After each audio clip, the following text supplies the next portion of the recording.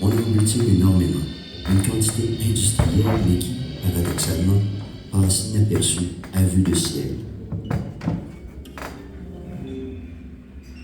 Une rouge, une jaune, peu importe la couleur. On choisit stratégiquement les plus résistantes, parmi celles qui touchent notre cœur.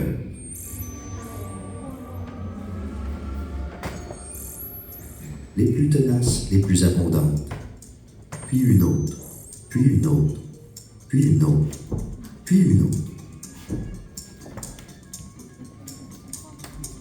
Une chasse au trésor pour certains, et pour les autres, un festin. Tout ce marathon, toute cette danse, aux allures de séduction, cache un travail très dense à l'intérieur même de nos fonctions, qui transforme depuis les fleurs leur essence et produit un miracle qui goûte bon.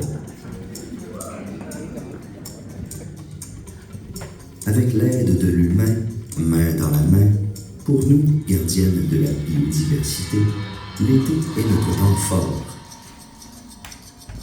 Mais c'est simplement pour se préparer, notamment à l'hiver qui est souvent synonyme de mort. La saison froide, voire glaciale, est une épreuve annuellement cruciale, où beaucoup d'entre nous tomberont, assurément. Nous savons qu'il y aura sacrifice. Nous ne savons pas combien nous serons au printemps. Toutefois, chaque peine en vaudra notre édifice. Notre château fort, notre château de cire est notre meilleur confort, là où notre reine se fait élire.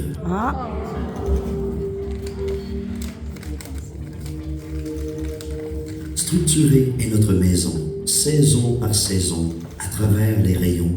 Nous formons une boule liant le futur et le passé afin de nous protéger pendant l'hiver qui nous chamboule. Quand enfin tout est dégelé, nous évaluons les dégâts. Plusieurs, malheureusement, nous ont quittés, trépassés par le froid. Mais avec une reine produisant jusqu'à 1500 œufs par jour, les chances sont bonnes pour que la colonie soit de retour. Une aide humaine est souvent la bienvenue, car tout cela demande énormément de travail. Tout cela ne se fait pas en un battement d'éventail pour faire naître de futurs élus.